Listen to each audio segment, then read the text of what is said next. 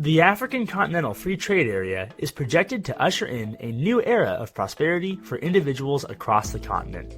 The World Bank estimates that the free trade area could lift 98 million people out of moderate and extreme poverty by 2035. As a result of greater liberalization, Africa's manufacturing sector is projected to experience incredible gains. Agricultural producers are also going to benefit from access to new markets and lower transportation costs, and African entrepreneurs should find it easier to do business in neighboring states. In short, the FTA should usher in an era of prosperity that Africa, the poorest continent in the world, desperately needs. Despite such a positive development, Africa's free and more prosperous future is far from guaranteed. One significant obstacle that could derail the success of the AfCFTA and threaten the entire agreement is the fact that many of Africa's largest economies, despite claiming to support greater free trade, are, in reality, moving towards an increasingly protectionist direction.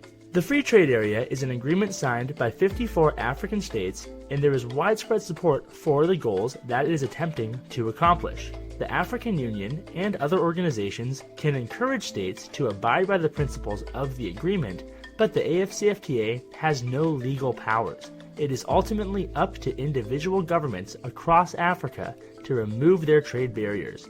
This is where problems could arise. Despite 46 African nations ratifying the AfCFTA through their governments, the continent's three largest economies seem to be acting in ways that could, in time, undermine the free trade area, a sad development that could harm millions going forward. In Nigeria, for years the government was skeptical about the benefits of greater African trade. Powerful trade unions, such as the National Labor Congress, branded the free trade area as a neoliberal scheme that would undermine Nigeria's manufacturing sector. Quite simply, groups like these wanted government protection so that they did not have to compete in a free market. Partly as a consequence of this, Nigeria was absent from the initial declaration of support for the AfCFTA held in Kigali, Rwanda in 2018, and President Muhammadu Buhari has stated that he was concerned about the AfCFTA undermining domestic manufacturers and entrepreneurs. Contrary to what some trade unions say, if Nigerian manufacturers are forced to compete with other African producers, then they will likely find ways to innovate, cut costs, and sell their products at a lower price.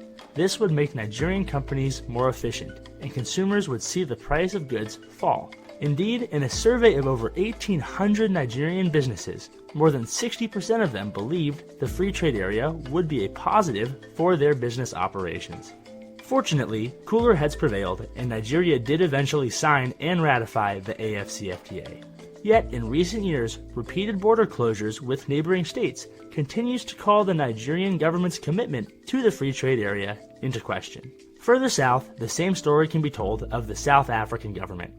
While South Africa has signed and ratified the free trade area, the government continues to pursue so-called localization policies. These policies use subsidies and tariffs to supposedly spur localized manufacturing. Protectionism has already harmed the country's development over the decades, and localization policies will lead businesses to rely on further state support and stifle innovation.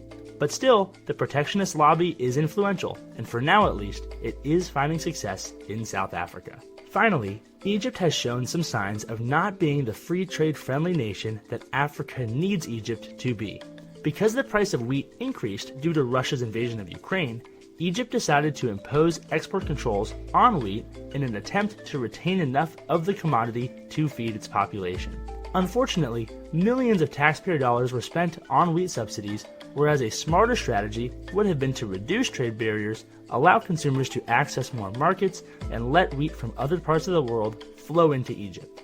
For Africa to realize the benefits that the AfCFTA is projected to bring about, individual African governments need to make a decision to abide by the principles of the agreement. Tariffs and non-tariff barriers are potentially the key reason why Africa has struggled to develop. The lack of intra-African trade has made it incredibly difficult to benefit from the production of neighboring states, and the AfCFTA could go a long way to help fix that. Let's hope Egypt, Nigeria, South Africa, and the rest of those who have signed on to the free trade area fully get on board soon. If they do so quickly, Africa will begin to reap benefits in the near future.